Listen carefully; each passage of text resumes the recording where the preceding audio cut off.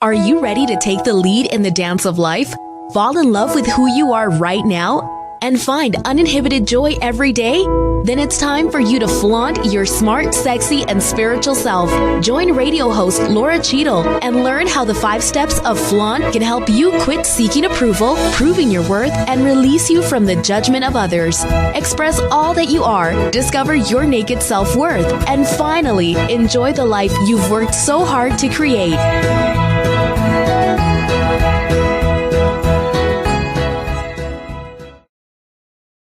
Hello, welcome to Flaunt. Build your dreams and live your sparkle. As you may or may not know, this month's theme is all about sex, goddesses, femininity, all of that amazing stuff. And my guest today is Jillian Aurora. And she is phenomenal in so many ways. And I feel like she and I have so much synergy around our work because we both work with self-worth. And before I introduce her further and have you get really excited about the show, I want to say a couple of different things about that. I don't care who you are. I don't care how experienced and brilliant and successful you are. All of us have issues with our self-worth. And I really, truly mean that. You can be in the C-suite. You can be so competent and successful at work and at home and still feel inside that you're not worthy or that you have to prove your worth. I know because I've been there. It's my guess that Jillian has probably been there as well. Yeah. But yes, good. But no matter who you are, no matter how confident you are, you can still be very confident and still need to work on your self-worth. So with that said, let me introduce you to Jillian a bit more. I love her bio. She says she was born a natural catalyst for change and growth.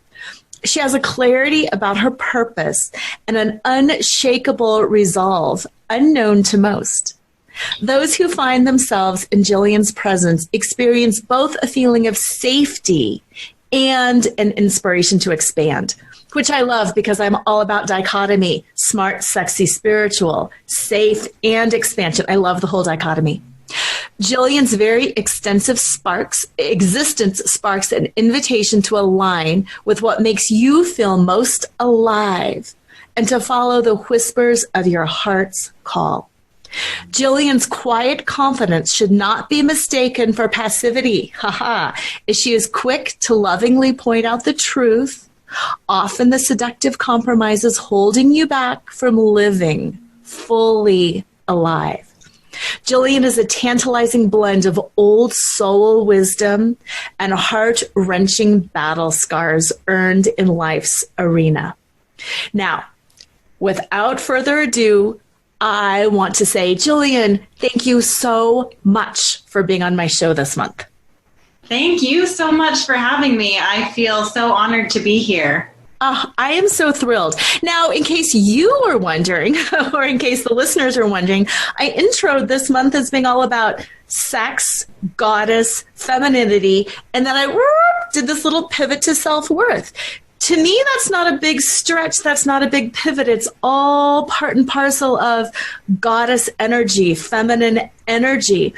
And I would just love for you to share with listeners your take on femininity, goddessness, all of this self-worth bailiwick. Beautiful, beautiful. Okay, so I might go in an unexpected direction here.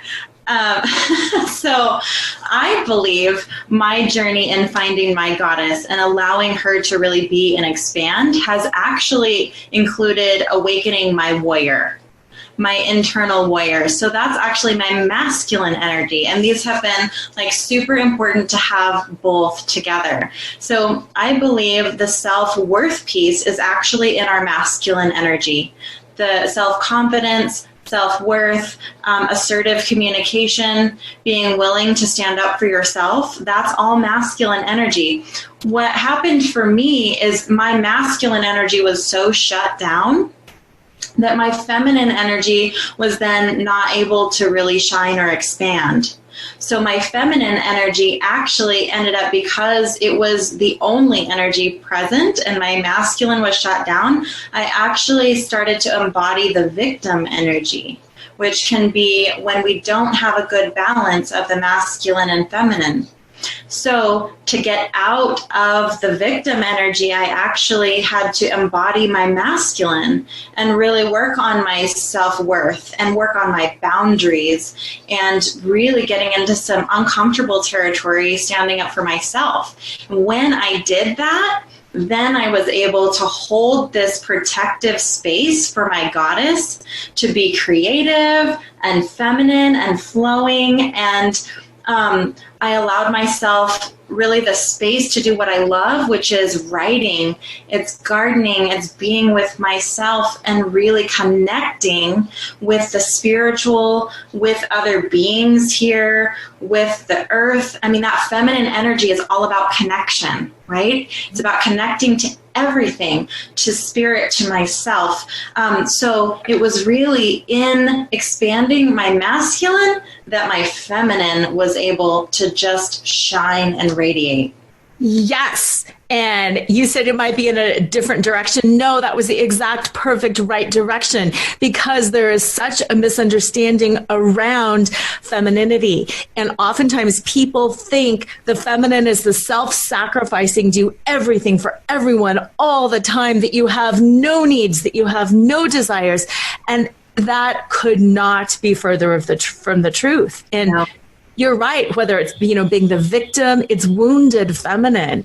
And that's the goddess, is reclaiming all of those pieces of ourselves. Masculine is part of the feminine. Feminine is also part of the masculine. That's what I believe leans to wounded masculinity, is the wounded masculine is ignoring the pieces of the feminine, just like the wounded feminine is ignoring pieces of the masculine.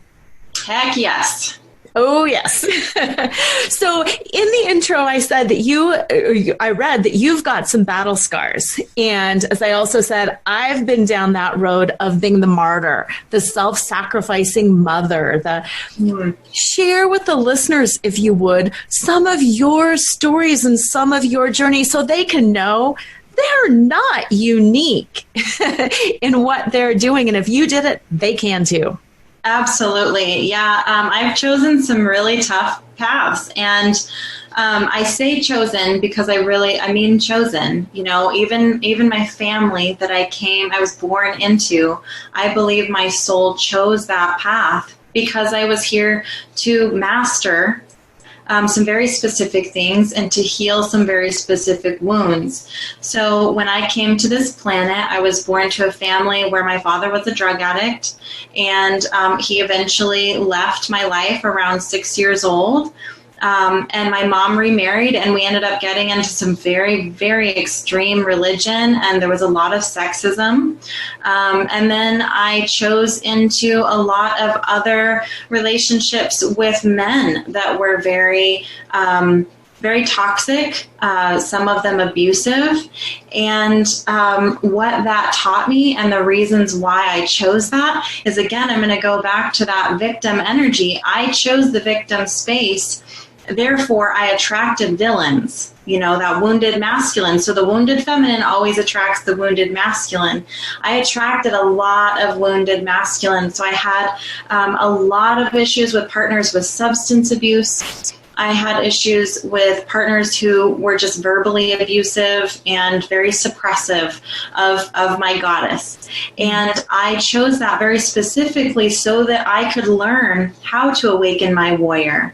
Because I was suppressed, I learned how to have a voice. Without those triggers and without those experiences, I don't think I would have had enough pain to really step into my power and find my voice. But I have, because I've had those really intense experiences, and they were no joke. It was very difficult to get out.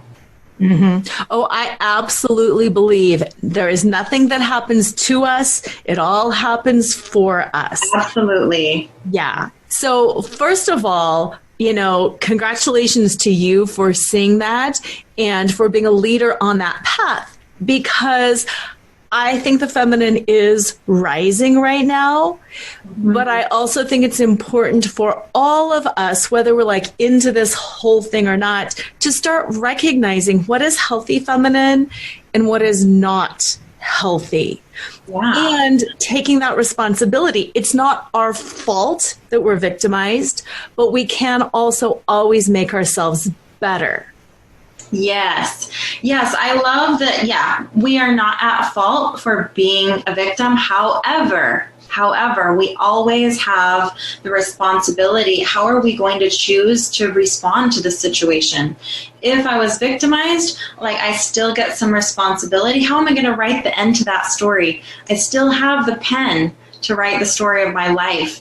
And if I choose to give that power to the person that victimized me, why am I choosing to give them the power and to be at the mercy of them for the rest of my life?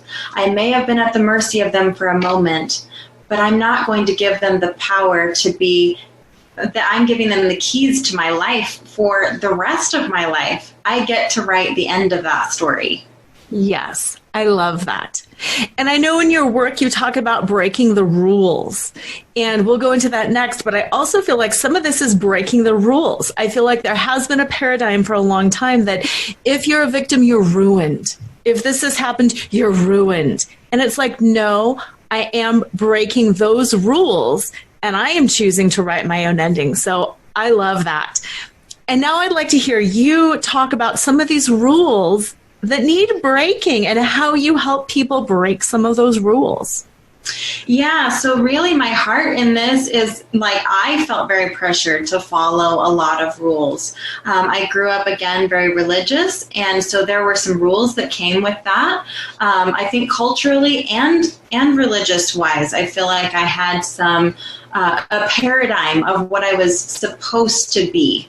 Yes. What I should do. And those things are what I'm talking about when I say the rules. So fitting gender norms. I'm supposed to work certain feminine jobs, or I'm supposed to be a mother, or how dare I be a woman in my 30s without children, or yeah, I like what you said about healing. That is also breaking some rules. If you're diagnosed with a mental illness, then you're supposed to fit this paradigm. You're supposed to fit this model of an image. Men deal with the same thing.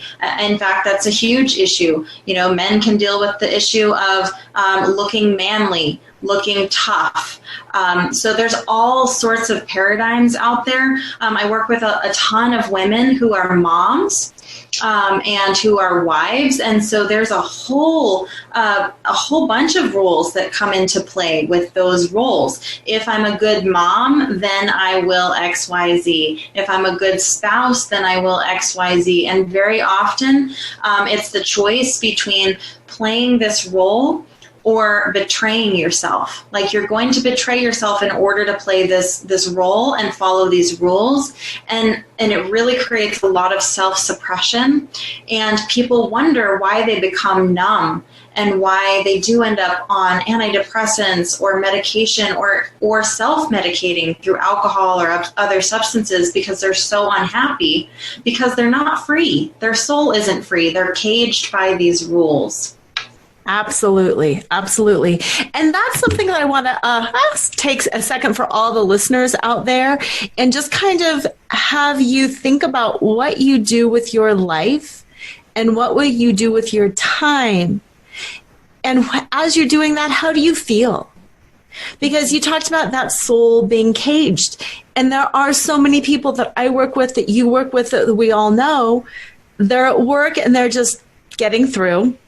They come home, they binge watch Netflix, and they have one glass of wine that maybe leads to two, and then they do it all over again, and there is no passion or living or real joy. I mean, sure, watching Game of Thrones is fun, but it's not this unapologetic uninhibited, which is my word, unapologetic, which is yours, joy.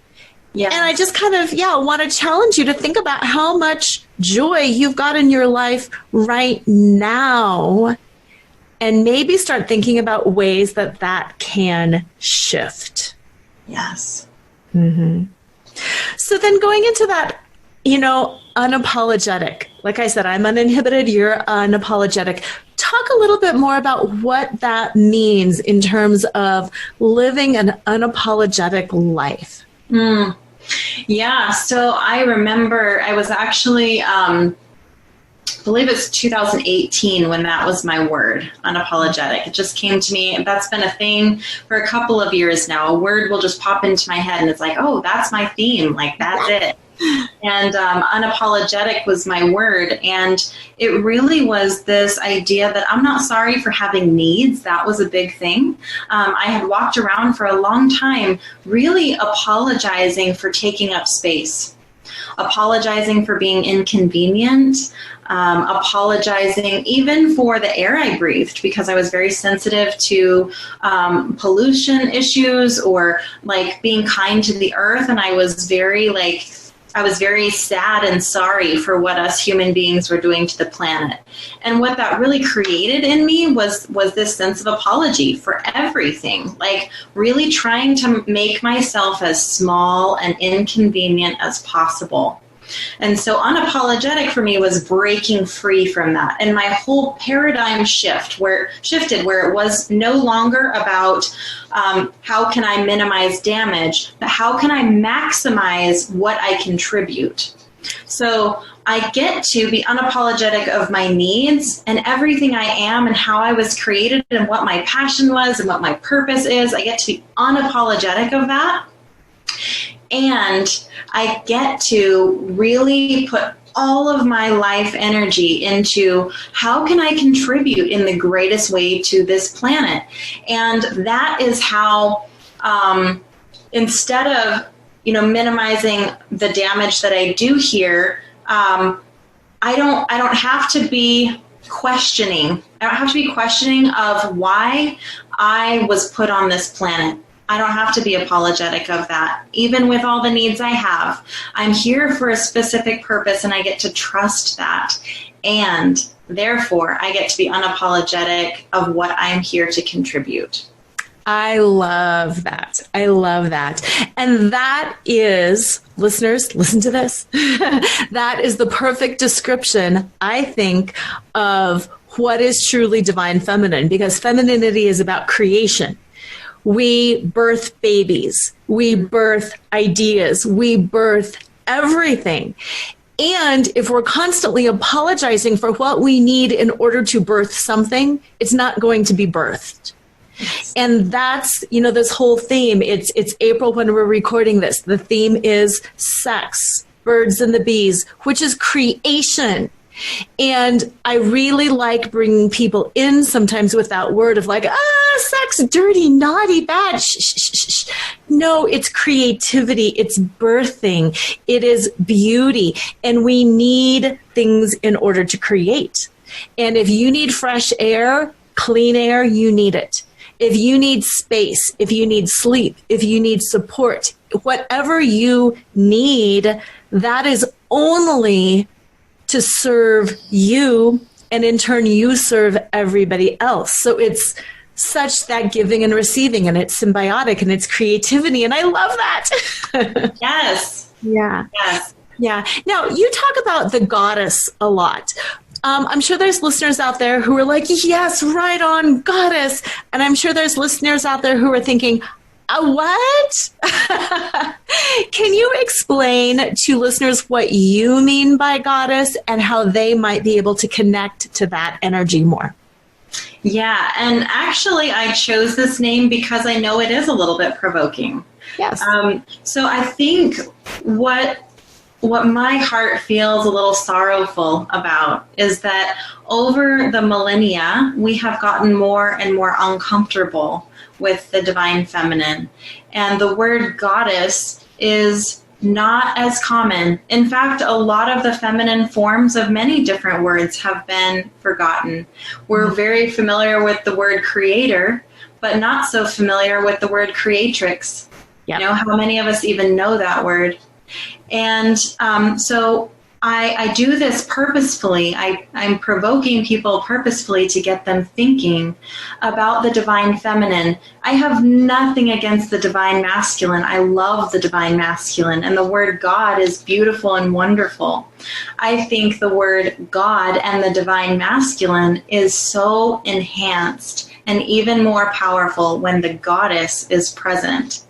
And so the divine feminine to me is everything that is connecting, again, connecting us to spirit, connecting us to each other. The divine feminine yearns to connect to the divine masculine. That's what we're here for, is to be radiant. We just radiate beauty and inspiration. Our very presence, our beingness, just radiates this glorious inspiration, what I like to call the why. So the divine feminine embodies the why, and the divine masculine embodies the doing, right? So it's this beautiful blend and combination. The divine masculine is looking for a why, right? Without a why, we're lost. We don't have any direction. The divine masculine is powerful. It's resourceful. It has so much massive energy that it wants to channel towards a vision. The divine feminine is the vision, right? And so what I'm here to do with goddess coaching is really to help women and men, because we both, both sexes can get caught up in the shadow feminine or the wounded feminine, which to me is the codependency, people pleasing, being too passive, self-betraying. All of those pieces are really the shadow side of the feminine energy. And that's what I'm here to heal. I'm here to help people step into their goddess. Mm-hmm. Mm-hmm. I love how you put that, because it was so clear and it's so right. We are more powerful together. We need both sides of the coin, and we cannot suppress one. Something else that you said that I kind of want to circle back to the beginning when we were talking about victimhood and that it's not your fault, but you have a responsibility. I know in my past, it's my guess that you might have had a similar circumstance. There were times where I was fairly healthy, but I would be around somebody who was not healthy, and I would find myself eroding away. I'm not blaming them. It's just that we, being nice people, soften our boundaries in relationships, try to help, and it's easy to sink. Yeah. And I didn't know if you had A, had that experience, and B, if you had any tips for listeners who might be thinking, oh my gosh, this is starting to sound like something I'm in, and I know I'm dating this new guy and I'm really getting weird. Yes, so good. Yes. Okay, so I'm gonna set a little bit of a foundation here. So follow me. Yes. So I want to talk about the 4 different roles of feminine and masculine energy. So if you can kind of see this spectrum, and on one end of the spectrum you have the shadow feminine. Okay, and I'm going to call her the victim. And then in the next piece of this spectrum, you have the goddess, which is the divine feminine. And then you have the divine masculine. And then you have the shadow masculine, which is the villain. Okay, and so we've talked a little bit about the goddess, and we've talked a little bit about the victim, right, and the roles that they play. And the divine masculine, or the warrior energy, is self-worth, self-confidence, assertive communication, boundaries. You get the idea of this role. And then the next role is that villain energy, which I think is what you're talking about, where yes. Sometimes we come in contact with this person who is, they get a little aggressive, they get a little controlling, a little manipulative, maybe some gaslighting, like there's some weird suppressive energy happening by the villain. So when you come in contact with villain energy, you will instantly want to go to the matching energy, which is the victim energy. They pair, right? Yes. Victim and villain pair. So that victim energy is what you're going to want to naturally go to, which is being too passive, kind of sorry for yourself, like, I can't believe that they're doing this to me, kind of the doormat energy, people pleasing, trying to be good enough to make them better, all the things, right? Right. Okay. So the best way that I learned how to heal from being in the victim energy, where I was constantly attracting the villain, right, was for me to shift to my warrior. So if you are finding that you are in the shadow feminine, the victim energy, then you'll want to really start to work on those warrior traits, which is the self-worth, boundaries, assertive communication. Like, boundaries are so key, right? Learning how to speak what you want unapologetically. Yes. And holding those requirements. And then vice versa for the wounded masculine. The way to heal the wounded masculine is to light up the goddess. It is to prioritize empathy and compassion and connection and all the beautiful things that the divine feminine is. So do you see how those all play? Yes, and that's perfect, because I'm sure all of the listeners have had this experience. It's a toxic boss, and then the whole workplace starts spiraling down. Yeah. Or it's, Aunt Thelma or Uncle Al, and you have these family dinners, and suddenly your whole Thanksgiving is toxic. Or it's a new relationship or an old relationship, and suddenly you're spiraling down. And I think we're all aware that it's a negative downward spiral, but sometimes we just don't know what to do to stop it or why it's happening. So yes, that was absolutely perfect. Thank you for that. Absolutely. Yeah, I think what often holds us back from shifting into that warrior energy is we're afraid of losing people. We're really afraid of pissing off the villain. Yes. We're afraid of them being angry. We're afraid of losing them entirely. We're afraid of them making a scene. So stepping into that warrior is kind of this fearlessness that I'm okay with losing someone or making them angry. They might shift. I've seen that happen, or we might lose them. And either way, that is what will bring us back into balance. Absolutely. Absolutely. And I just wanted to share this piece. I'm sure you've got some similar stuff.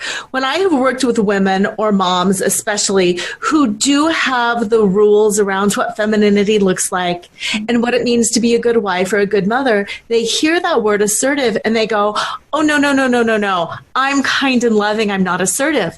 And what I like to remind them is, so is a mama bear. Yes. And you do not cross mama bear. You just don't. So if you're thinking, I'm a mom, I'm a wife, I'm a lover, yes. And so is that mama bear. Yeah, so beautiful. So actually a message that is my main message is what honors me honors everyone, or what honors you honors everyone. So key. People get mixed up in this a lot, that kindness is somehow different than boundaries. And I love Brene Brown. Yes. And one of her quotes I just love so dearly is that the most compassionate people are also the most boundaried people. That is so beautiful. I love it. And that's such a beautiful picture to me, that when I set boundaries, when I can say no, I actually am able to say yes to many more powerful opportunities for not just myself, but for everyone. When I say no and I protect my space, right now, today, I impact worlds more people than I did when I was saying yes to everything and trying to people please. So I'm actually far more of an impact today when I am operating in my assertive communication. I'm not afraid to say no. I'm not afraid to say what I think, versus back in the day when I was very apologetic of everything that I did, and I was constantly prioritizing kindness or everybody else's needs. What honors you honors everyone. I love that. And I would just like to hear how your take on honoring, because I've got my own vibrational energy feel around honor, but would you share what it means to you to honor yourself? Yeah, actually, this word came to me. I was having trouble kind of translating this idea to everybody when I would say, like, if you love yourself, that's most loving to other people. And some people would struggle with digesting that. Or the other thing I would say is selfishness. Selfishness actually empowers me to be the best version of myself. And again, very difficult to digest. Yes. And so when I stumbled across the word honor, I was like, that's it. That's it. It's about respect, right? It's about respecting myself. And I think this hits a deeper chord than just like being selfish or loving myself, but it's respecting myself, which is a little deeper meaning. When I honor myself, it's not an ushy-gushy, I'm going to take baths every night and make sure I have time for myself. Right. Honoring is it is a little bit of a masculine feel. It's this idea that I'm going to have my own back, right? I'm going to be there for myself, and I'm going to be there for other people. It is that mama bear energy, you know? I'm going to be there for me. And that is a little bit different vibration than I'm going to love on me. Exactly. Because, like we were saying earlier, self-worth is really deep. It's not just, I take a bath. Right. Yeah. I love that. I'd like to pause for a couple of seconds here because we've got a little advertisement that will be coming in. And then when we come back, I want to walk you through the 5 steps of flaunt so listeners can get to know you a little bit deeper as a person. Perfect.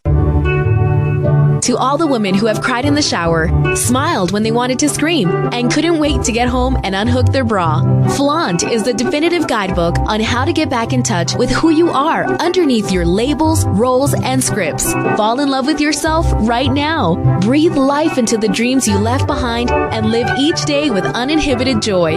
Pick up a copy of Laura Cheadle's #1 best-selling book, Flaunt. Drop your cover and reveal your smart, sexy, and spiritual self wherever books are sold. It's available in print, digital, and audio formats and comes with 2 downloadable meditations. And we are back. The 5 steps of flaunt stand for F, find your fetish. L, laugh out loud. A, accept unconditionally. N, navigate the negative. And T, trust in your truth. And I want to walk you through these steps so listeners can really get to know you as a person. Not only is this amazing coach and leader and transformational, person that you are, but a little bit more about you and your past and your why. As you put it at the beginning of the show, the feminine is about that why. And I love that. So I want to use these questions to get to know you and your why a little bit more. Okay, that first step, F, is find your fetish. What is your fetish now? What is the thing that you are just passionate about for you? Not necessarily for helping other people, but just for you. And how did that evolve throughout your lifetime? Wow, it would be very difficult to choose one. I feel like I have many. I'm an introvert, so I don't feel that my biggest things are social. I love to be in nature. I've loved gardening since I was like 12. I would obsess over gardening catalogs in the winter, and I just couldn't wait to put it in order for some time. So that's a big one for me. I love learning. I love reading books. I'm a little evolved now. I'm not as much of a visual book reader. I do a lot of audiobooks because I like to multitask. I love animals. I have 3 little fur babies. I love to play piano. I love to cook. I love weightlifting. I did a couple bodybuilding shows. So yeah, those are a couple of my fetishes. Oh, I love those. I love that, especially all of that. But I love that the bodybuilding, because that kind of pulls into that masculine too of strength. And you're this beautiful, listeners, if you have not seen her, you should jump online and look at her picture. What is your website? My website is goddesslifecoaching.com. Perfect. So jump on, look at her picture, because she is this beautiful, soft, stereotypical, beautiful woman. And I love the bodybuilding because that's that power and that's that perfect balance of healthy feminine. Yes. Yeah. A huge part of my journey was awakening my warrior. And I felt like this yearning for strength. And so music was a big part of that, working out at the gym, and it just built and built and built. And that has created such a space for the woman I am today. Oh, absolutely. Absolutely. Now that next step is L, laugh out loud. You've been through some pretty dark times in your life. Yeah. Can you talk about the role of humor? Maybe when you lost it, when you found it, how it pulled you through, if it pulled you through, just laughter. Yes. I love to laugh. I feel like I laugh a lot at some of the tragic situations. There's always something to laugh at in the middle of it all. There's always something that is ridiculous, whether it's the person you're dealing with that you're like, what on earth are they thinking? What is happening right now? Whether it's laughing at myself and my own reactions. I just find humor in a lot of things that probably you're not supposed to laugh at. And then, I think some of the traditional things that people do too. I enjoy a good comedy. I enjoy stand-up. I enjoy, just listening to things on YouTube, laughing at things on Facebook. Any of those things are beautiful. Mm-hmm. And, humor sometimes is just that funny stuff. But for me, my favorite kind of humor is kind of the irony, the parody, the, twisting the knife a little. And I appreciated it so much when you talked about intentionally using the word goddess to kind of provoke people and say, hey, isn't it funny that we don't use this word anymore? Isn't it funny that the feminine form, because it's ironic and we know why. And that's for the same reason that I, tend to use the word sex. Every organism is a sexual being because every organism reproduces. And it's kind of that parody that, we can't say that word because it's so taboo, and it brings people into the creation in the same way you bring people in. Yes. And I love that. So that is me honoring you in your use of humor. Thank you. You're welcome. The next two letters are AU for accept unconditionally. And I personally find that the most difficult, yet the most profound thing to do. Again, going to your past, you've been through a lot. There's, mental illness, alcoholism, trauma, all of this stuff. How do you go about accepting all of that and reconciling that whole heavy past with who you are today? Actually, this is a really big deal, because I think until we are able to heal that anger that we have towards anyone that we feel we've been victimized by, we don't fully heal. This is huge to me. So a couple of things here that have been powerful. One is being able to step into whoever's shoes, at that time, being able to see someone else's pain. And sometimes, I feel like this is a really easy thing to do in some ways for the feminine, because we are so naturally empathetic and compassionate. Mm-hmm. So this was something that was an easier space for me than actually learning how to say, yes, I love you, and I'm not going to be in your space, right? Yes.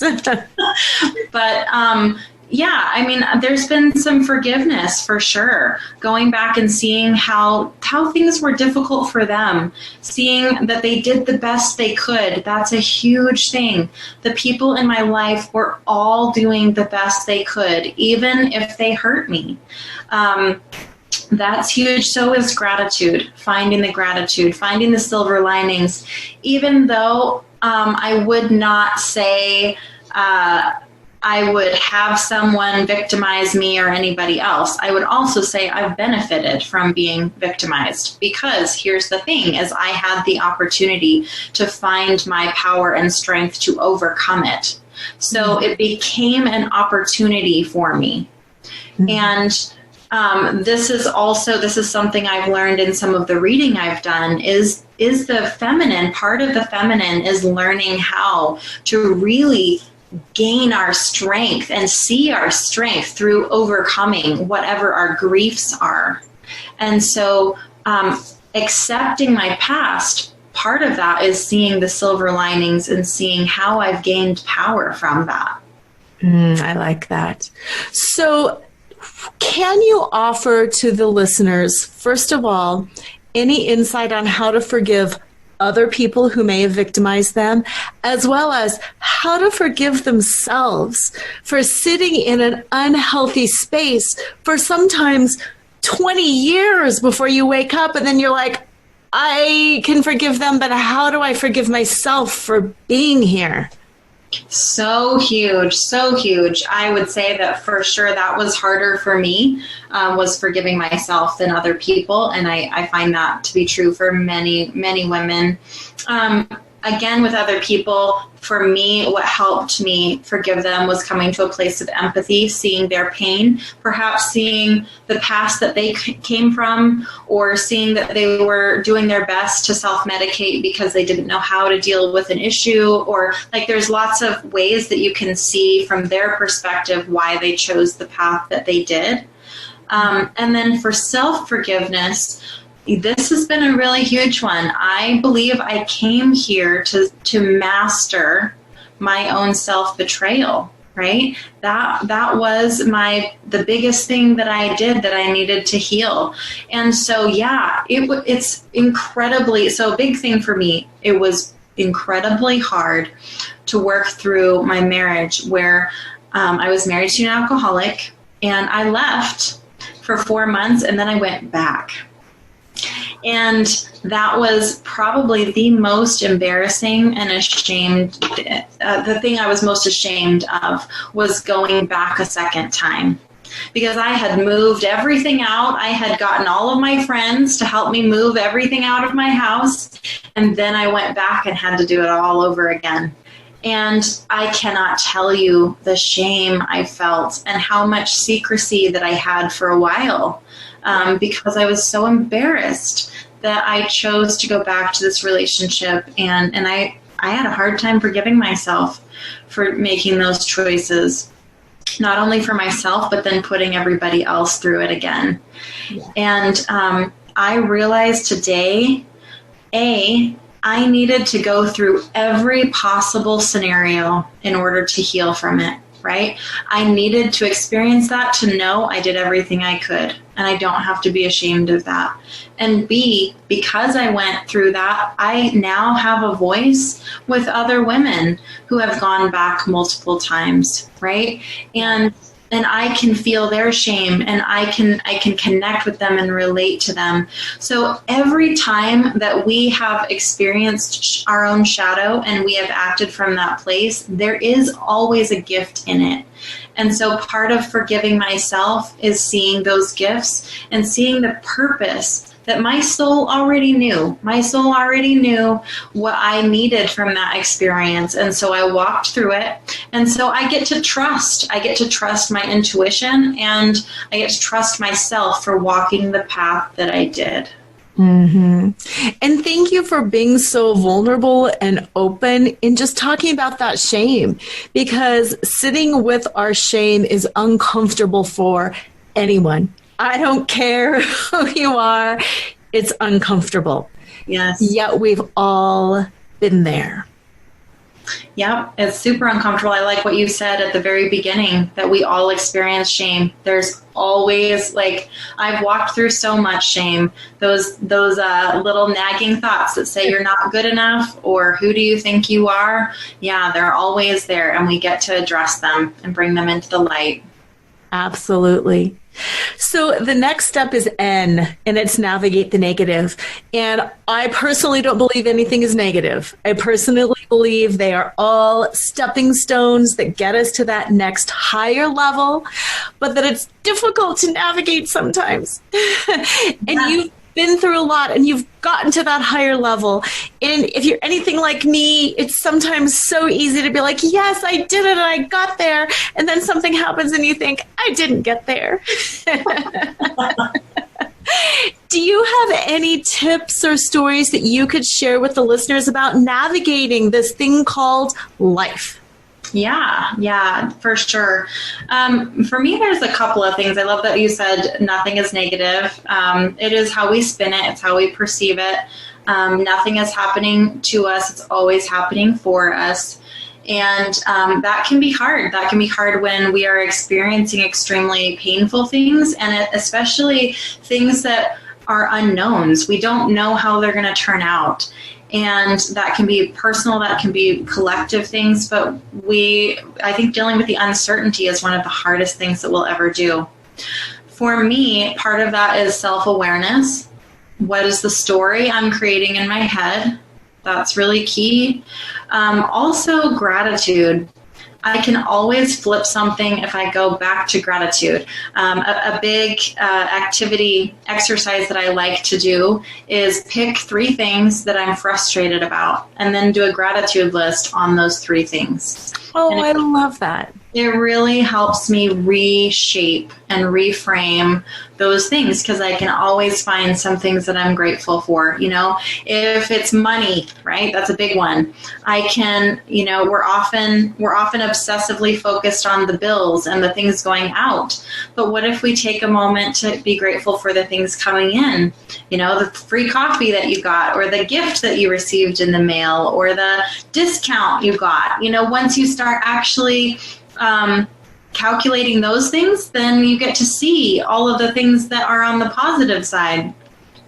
I also love the exercise Yes and this is a stand-up comedy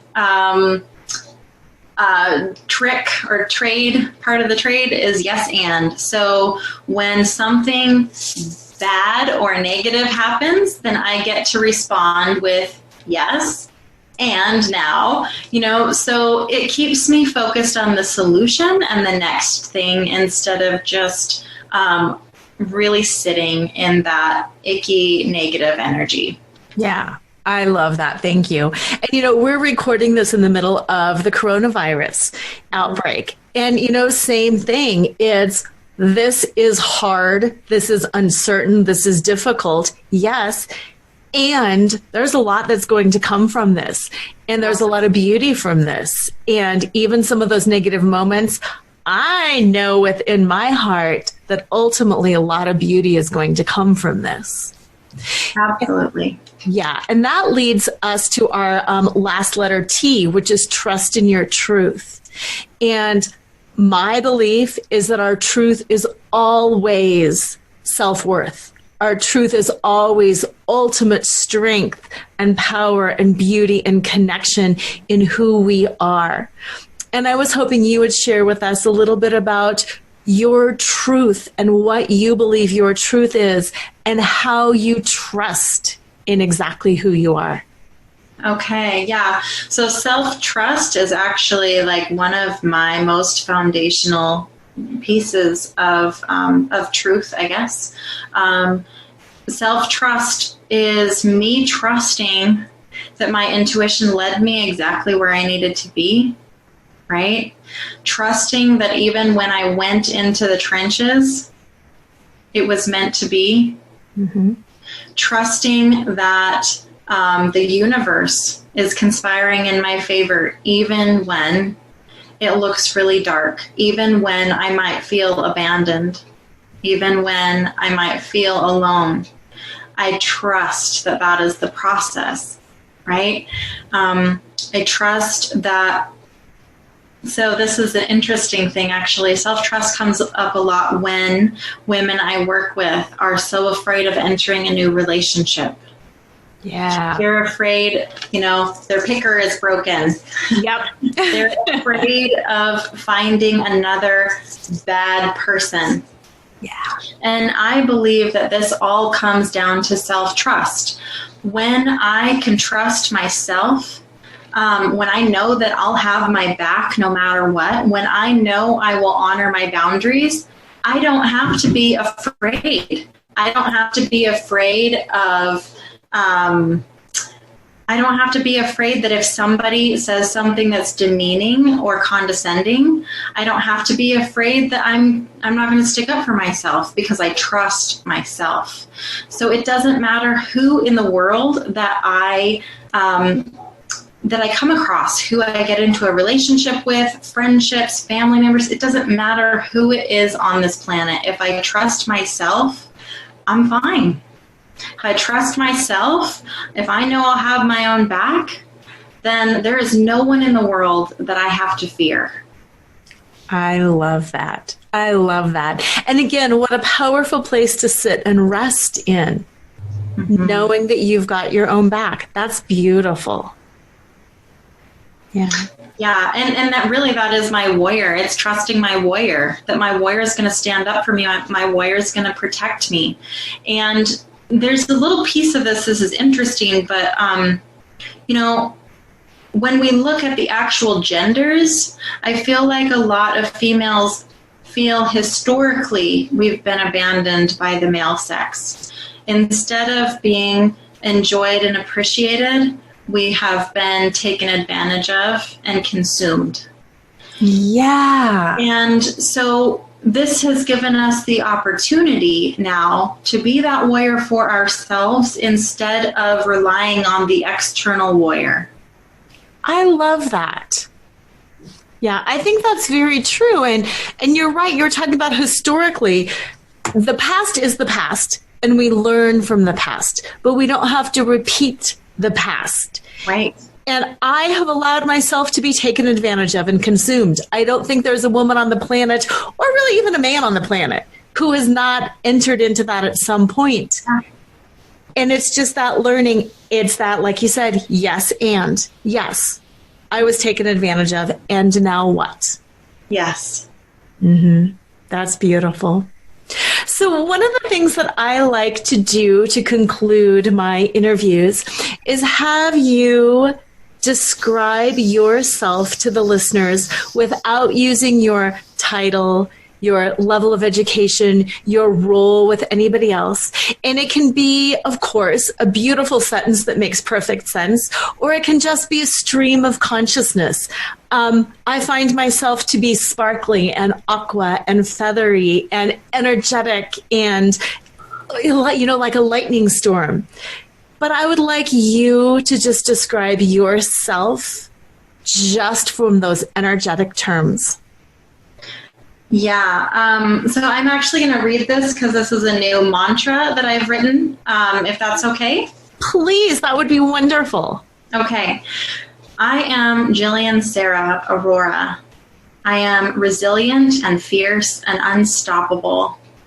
My own personal transparency holds the keys to millions of others' personal freedom and ascension. And I am committed to this intuitive mission. I am willing to lose or gain anything and everything to follow my divine inner guidance.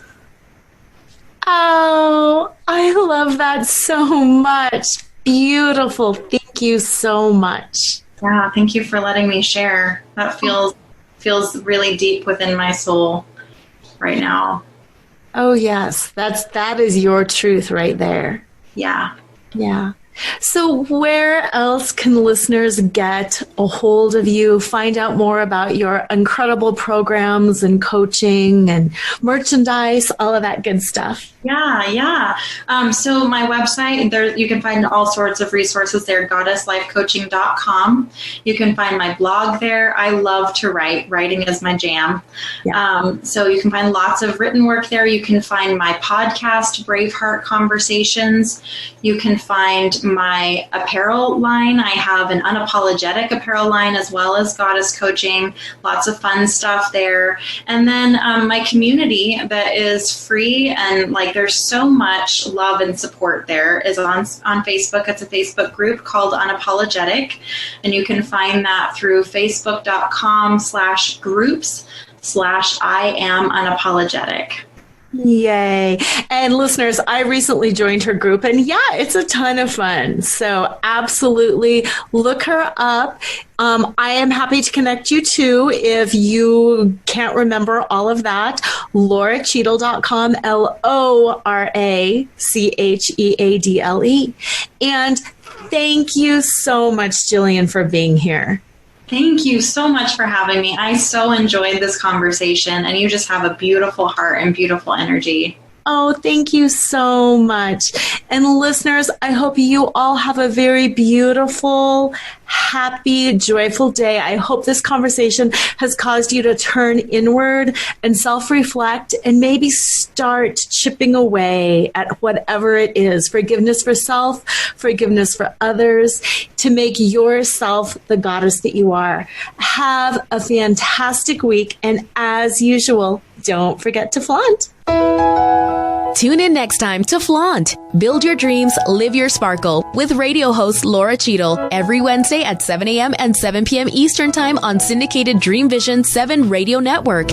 Overcome the need to please and find the uninhibited joy of being exactly who you are right now. Come find your fetish, laugh out loud, accept unconditionally, navigate the negative, and trust in your truth. Find out more and get your free gift at LauraCheadle.com. That's LoraCheadle.com.